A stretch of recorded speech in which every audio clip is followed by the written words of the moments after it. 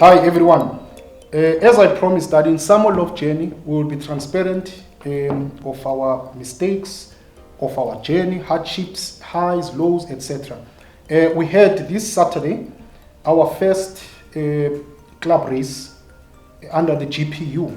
And as some of you would have known, have seen through social media, I've said that in our previous house or location where we are racing in the Albertine Club, in the TRPF and GPU, that we had a problem of location.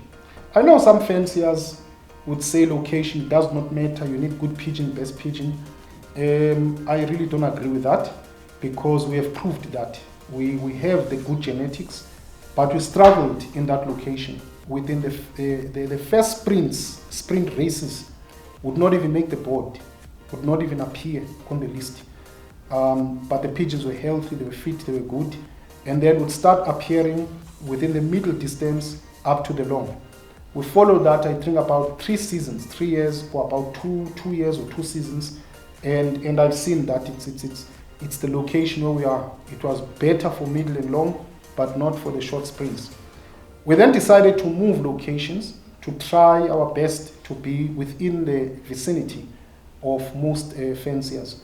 And we had our first GPU race of the season. And fortunately, I was not busy on the day. I went myself and I saw, and I caught the problems at first hand. I knew as birds came in that it was not going to be good.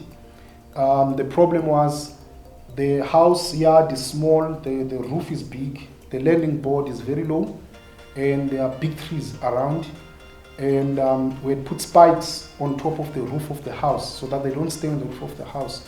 So pigeons came and they circled around 6 times, 10 times, trying to circling around until they were more comfortable to go and land on the landing board. So it was very good, because I was able to sit, and we are going to deal with that situation and then see. And remember, our birds are new. They are new birds because of we're in a new location, no old birds, and they are very late breds, very, very late breds. We even struggled to get them on the road. We were losing some pigeons, we had to come back, and they've never even been to the first race point. They've never been. I think the highest they've been 260 kilometers, probably once. And also we trained the TRPF route, but we went to race the GP, so they did not even know. So it was very late breds. They've never been to that route, and they've never been to more kilometers. But I think for me, I was happy on Saturday when the birds came back. We were 34th and 35th on the young bird. We basketed also all the way about 35th as well. It was not a good position, but I was happy. One, it showed us that the location now is better. I don't know if it's good, but it was better, because for the first time in 3 or 2 seasons, we've registered on the first race or under sprints, where in the past we would wait for sprints to finish to register. So we were there, but I saw the problem was the first bird that came it arrived at about 10:49, but only trapped at 10:54. It did not stay on the roof. It was circling the whole time till it came down. When it came, it went and trapped quickly.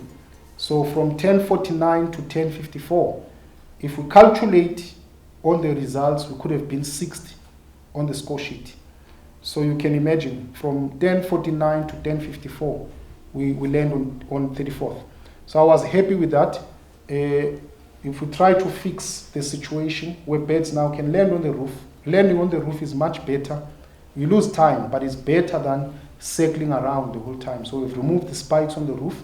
If they can come on the roof, is higher, then they go to the landing board. We think we will stand a better chance. And what I'm happy about as well, actually very excited, I'm known as the Golden Prince man. And I know some have been asking questions. Where is this Golden Prince? We've never seen locally. Of course, Golden Prince is performing internationally. I've been crossbreeding my Golden Prince birds. I've been just breeding my birds and trying to bring a good breed. So I've not been racing them. So for this year, I'm raising a couple of grandchildren of Golden Prince. And it was very exciting to see that our first pigeon home on GPU on Saturday, and the bird that was 34th, but because of rounding, it's a granddaughter of Golden Prince. I was very excited to see the pedigree. It's a granddaughter of Golden Prince. So that's exciting, especially because Golden Prince are more middle to long distance pigeons. But it came in a sprint, first race of the season. So I'm really looking forward to those bloodlines, and also our second pigeon that came, that was 35th, just came behind the daughter of the grandchild of Golden Prince, also circled and entered. It's